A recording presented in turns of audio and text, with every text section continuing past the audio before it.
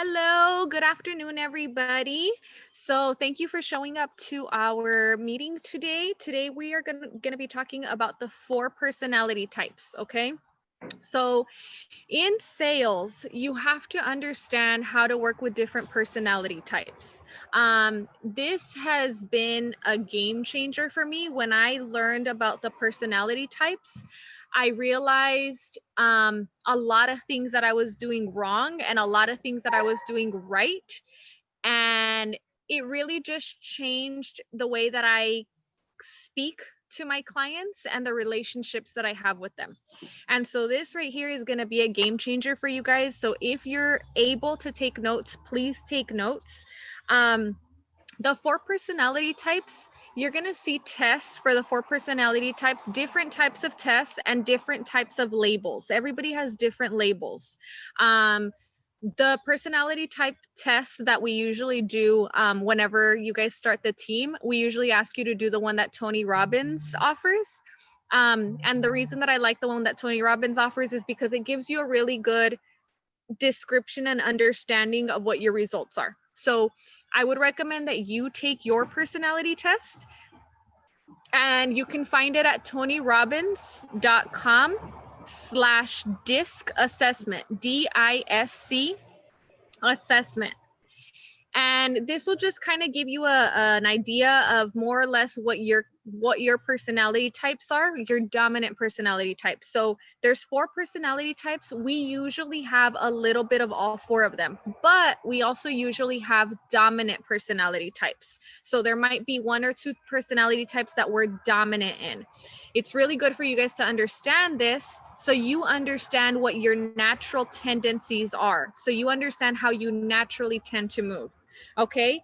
And then, of course, it's important for us to understand how our clients move, because it's just going to help us be able to communicate with them better.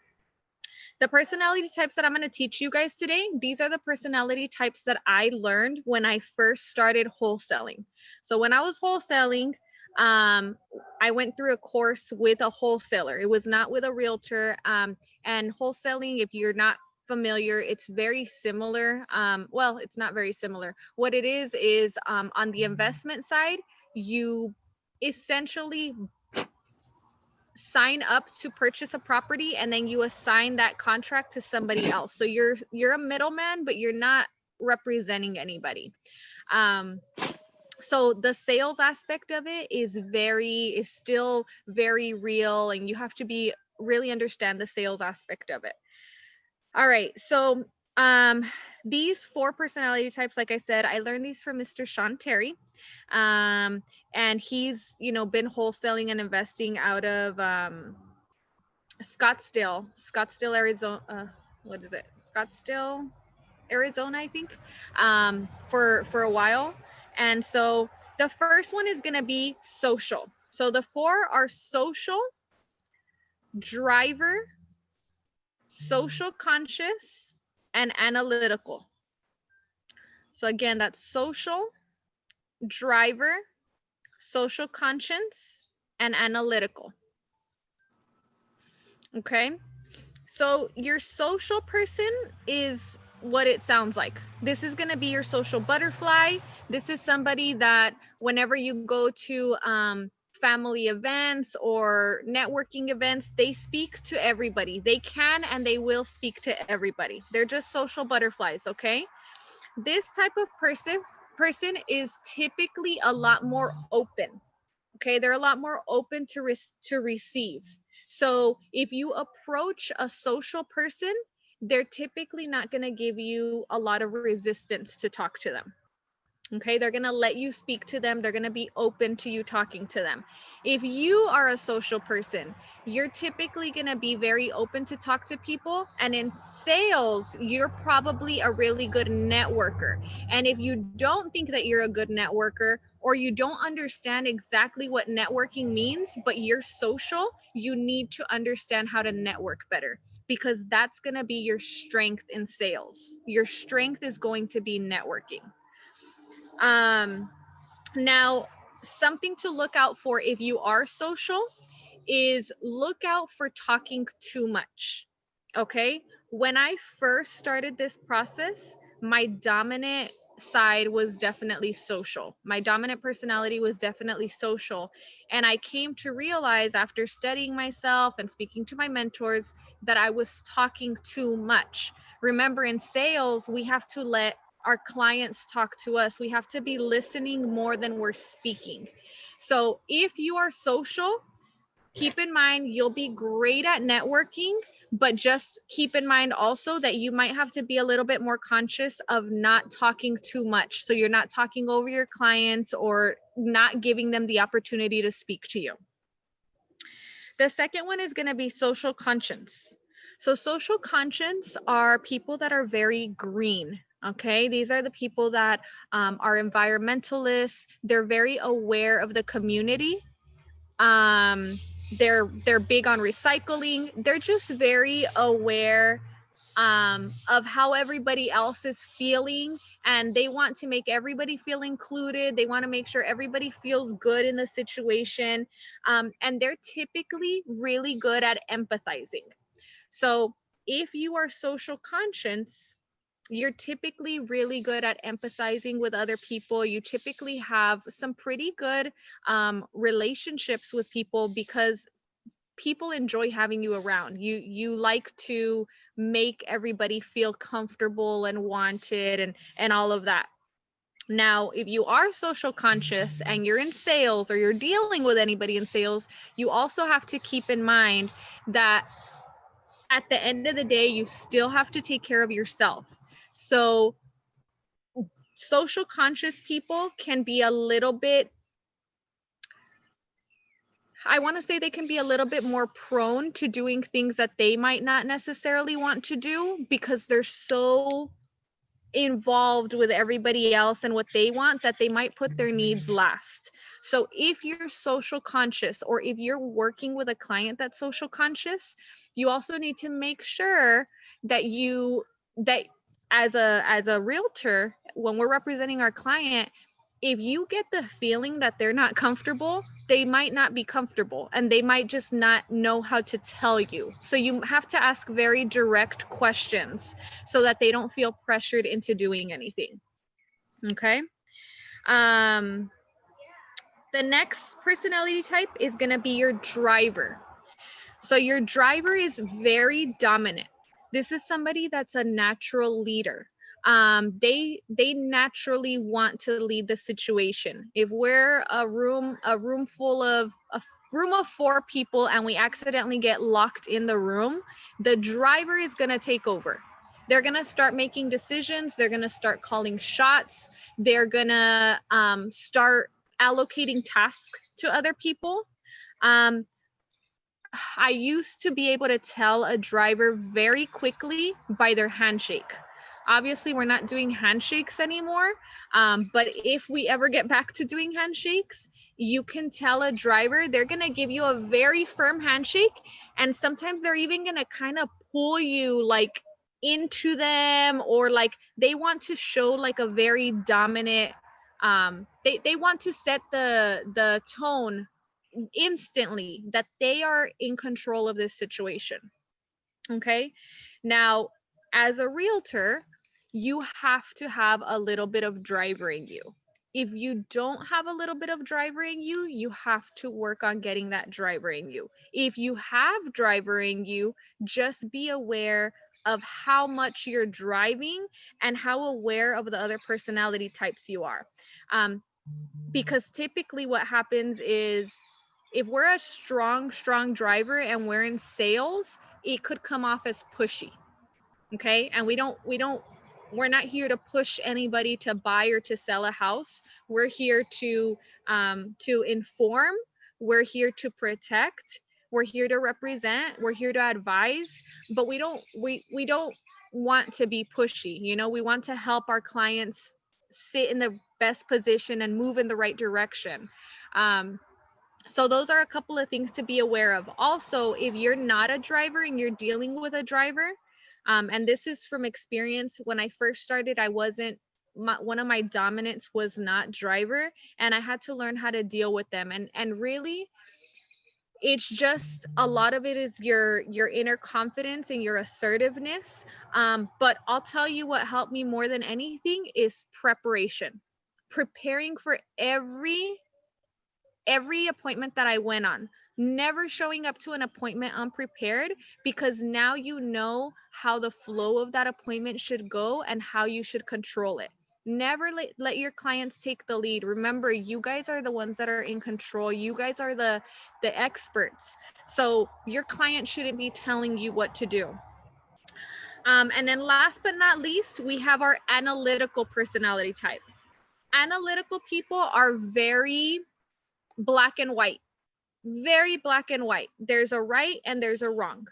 And typically, analytical people are very big on numbers. So these are going to be our accountants, our engineers, our real estate investors. If you guys are working with any real estate investors, they're typically very analytical.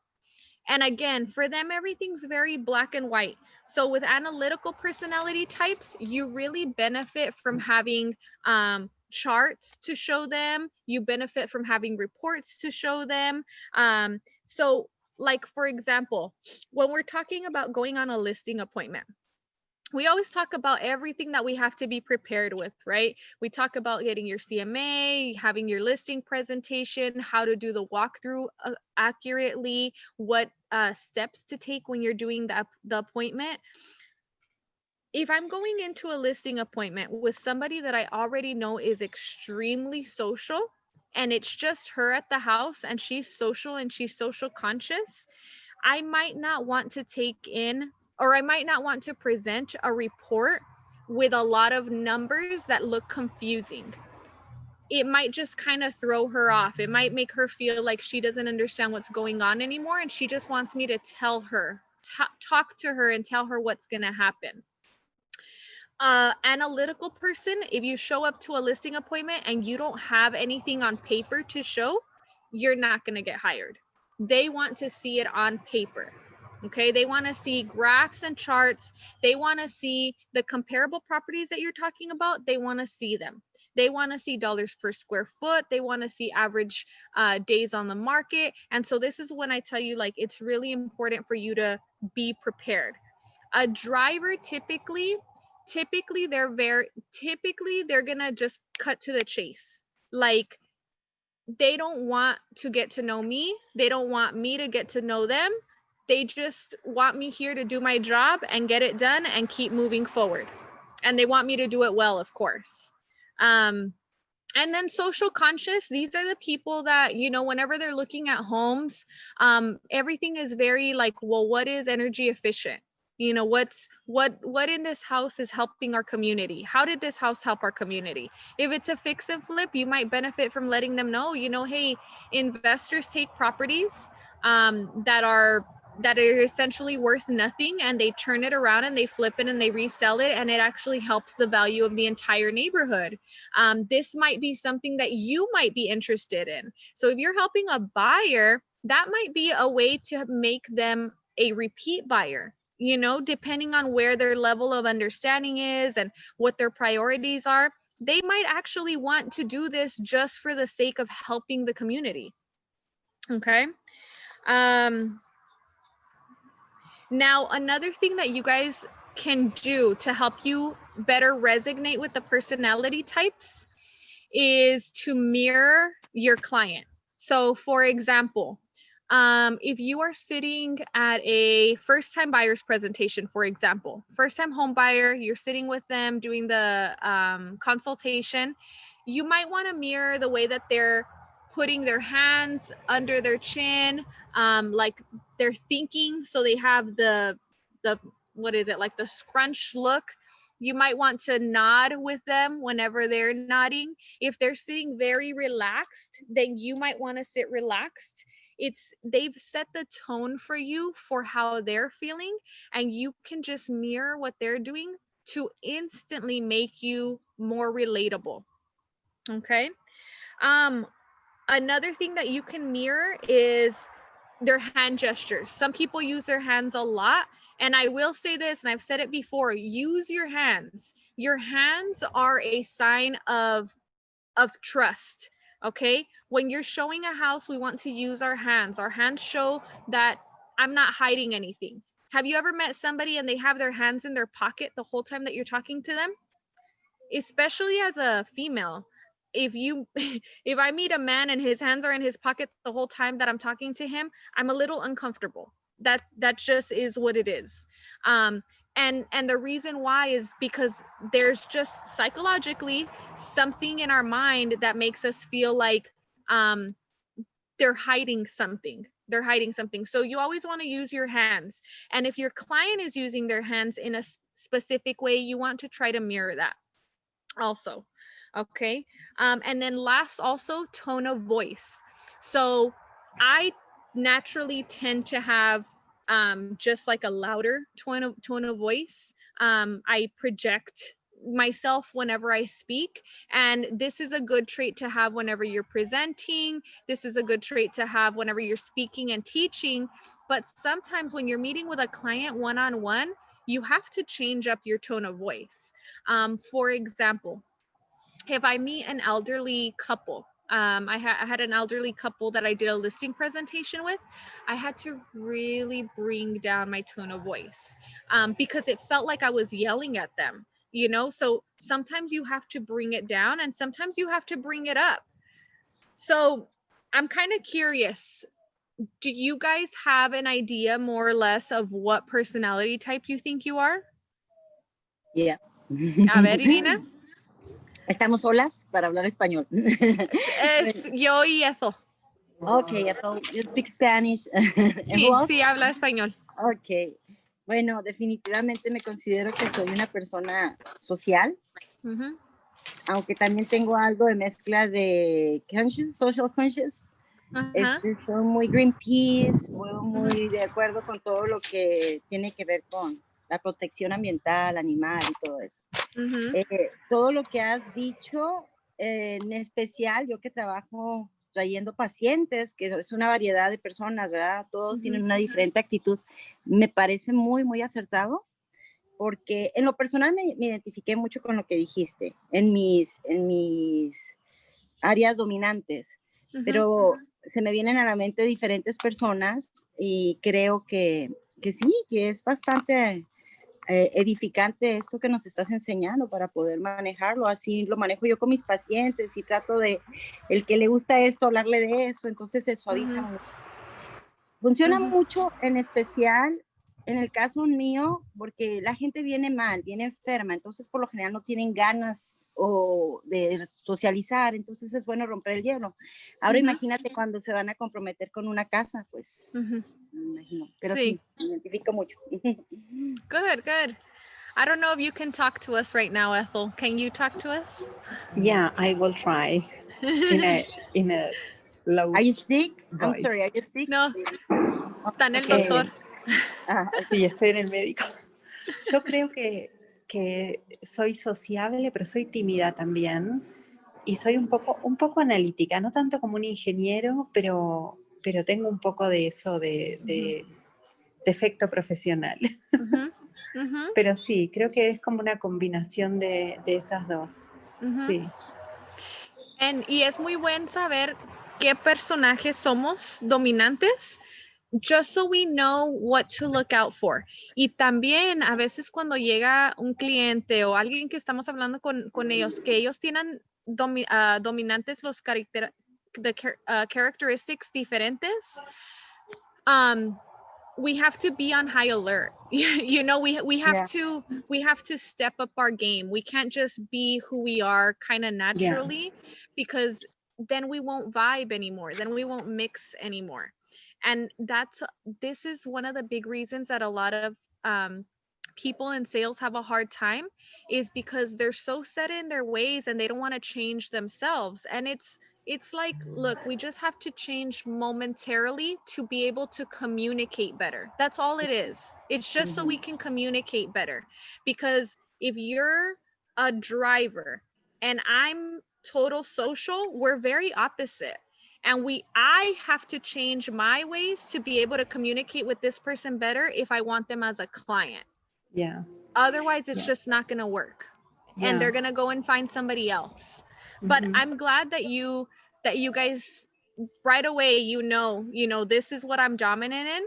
So don't think that it's bad. Don't think that it's wrong. Like every personality type is beautiful and, has its pros and its cons. And that's why I threw those out there. Like, remember, there's certain things that are really good about that personality type, and then certain things that you might want to just look out for. Okay. So just like you, Irina, I started very, very social. And it was one of those things where I had to learn, like, just don't talk as much. Yeah. Just don't talk as much. Yeah. And I have to actively, like, now I'm a little better at doing it without thinking about it. But I would have to actively tell myself when I would go into an appointment or when I would pick up the phone, I would have to like say, okay, I'm going to keep this phone call to 15 minutes. And I would try to keep the phone call to 15 minutes as much. And if I'm trying to keep the phone call to 15 minutes, then I have to let them talk, let them get everything out. Or when you're speaking, it's a lot of questions. Ask questions, let them take over. And then ask another question and let them take over. Now, on the analytical end, Ethel, the amazing thing about the analytical end is at the end of the day, you're a business owner. So business owners have to have a good analytical structure, a good analytical foundation. So for a lot of realtors, they lack that part. But this is one of the reasons why you're such a good transaction coordinator, because you're very black and white. Is it done or is it not done? If it's not done, let's get it done. You're very black and white. If it doesn't make sense, if it's not on the paper, if the line's not filled out on the contract, these are your analytical traits. Numbers also. So you might find it easier to work with, for example, real estate investors, because you might find it easier to be able to break down these numbers to them to where they'll understand. So this can also help you with your niche, girls. Like for Ethel, Manda, you have a question? Nomás me voy a parar tantito, voy a cambiar la regadera que se me están subiendo las hormigas. Okay. Continúa porque te escucho, sí te escucho. Okay.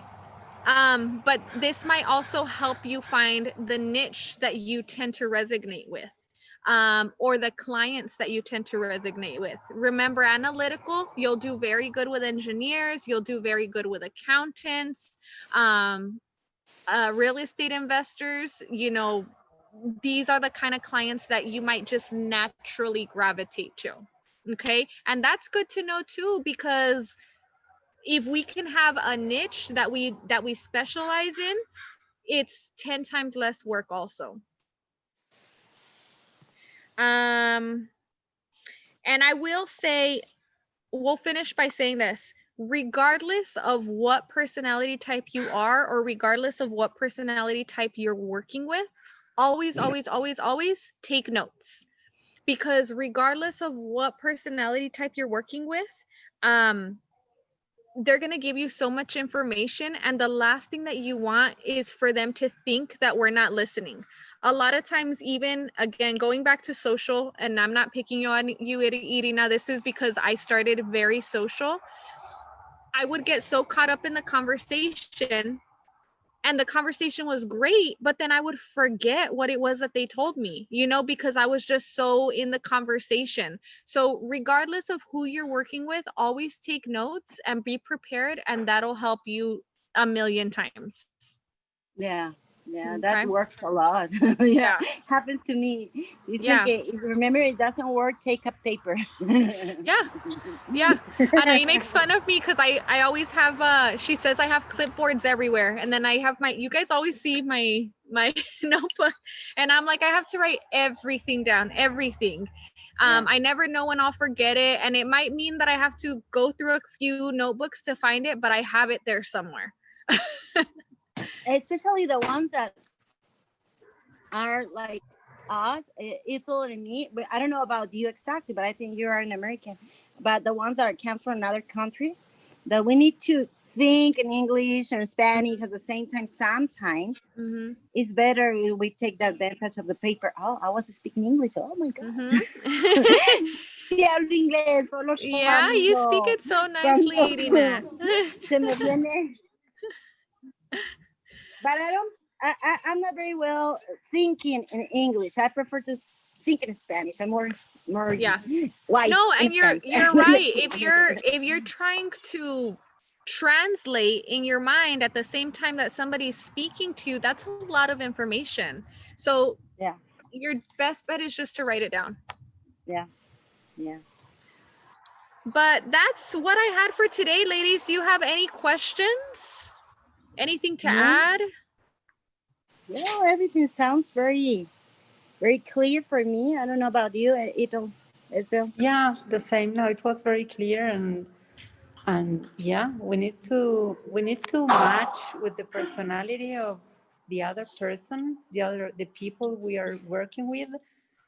In my other job, when I was working in Argentina, I had a lot of clients, and I had a lot of different type of personalities, Yeah. and you need to see how you can match with that Mhm. kind of people.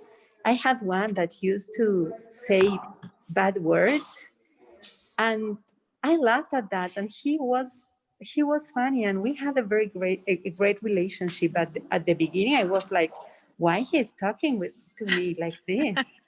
He's like saying bad words to my mom. But yeah, it was, yeah, and we have a great relationship now that Yeah, we are far away. Yeah. yeah, So you need to see how you can match with other people. yeah. Yeah. And remember, sometimes the opposite personalities are the ones that can teach us the most also. Yeah, Because that's your the best. strengths are probably going to be your weaknesses, and the same vice versa. So, I used to have a really hard time dealing with drivers. I didn't like how pushy they were, and I had a really hard time. But in reality, I took a lot of time to study them and to really just try to change the way that I was able to communicate and interact with them. And it's helped me a lot in business because, like I tell you, as a realtor, you have to take control, and that was something that I was lacking at first. I wouldn't take control of the situation or where we were at, and I got better at that through studying the personality type that I didn't like, según yo. Uh-huh. And So is there a page or is there a place in the web that you got for that, how to deal with drivers? Is that the name that I can find or drivers, no? um is there With there's dominant really people? not. No, I wish I had the stuff that I used when I first learned this. Like, I Uh-huh. wish I had something to give you guys, but no, I don't have any of it anymore.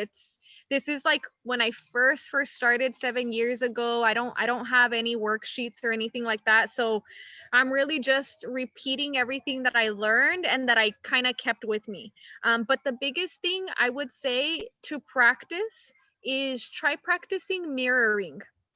So mirroring just either posture, how somebody's standing or sitting. Are they, laid back and like relaxed? Are they up front and like very aware? Their hands, what are they doing with their hands? Their tone of voice, that one's big. Tone of voice is big because especially right now that we're not really interacting with people physically, your Hmm. tone of voice has to be correct. Oh yeah. Hmm. Yeah. That's why I'm talk about when you need to make be clear with somebody if you have any problem with them or any si no entendiste algo, Mhm. tienes un problema con una persona, es importante que se hable para escuchar el tono de voz, no Mhm. hacerlo por mensajes de texto, no hacerlo, o sea, Yes. siempre el tono de voz va a ser sumamente importante porque aunque no lo veas, pues vas a darte una idea de cómo se siente la persona. Yes, that's actually, I'm so glad you brought that up. Um that's great to add to what you're saying. That's another thing that different personality types, they tend to take differently to communication approaches. For example, a social person is going to want you to call them all the time. They want to speak to you on the phone.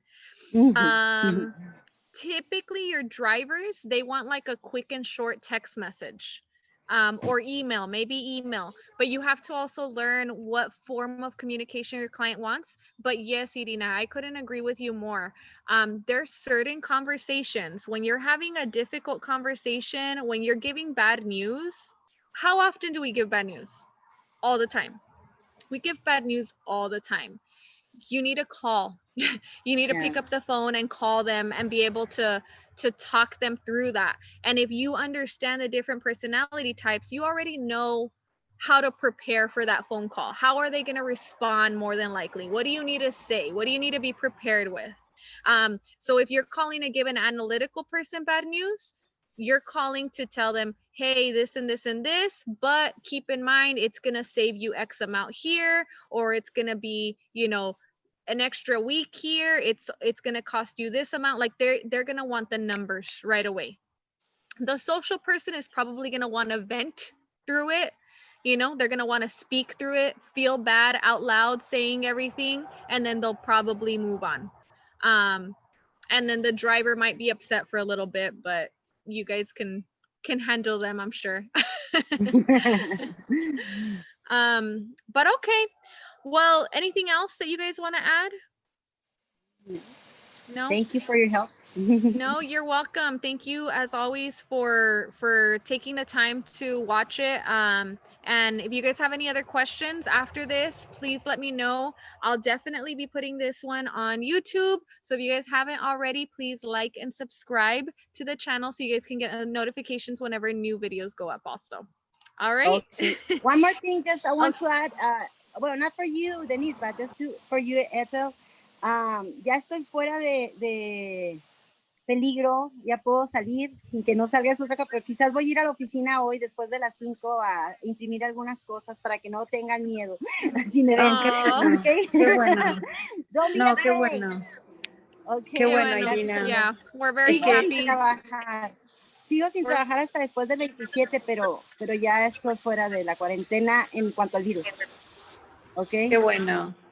Mucha Gracias. gente se está contagiando, hay que tener mucho cuidado. Bueno, vos ya estás inmune por un ratito, al menos. Por un ratito, pero bueno, nomás para que no se asusten.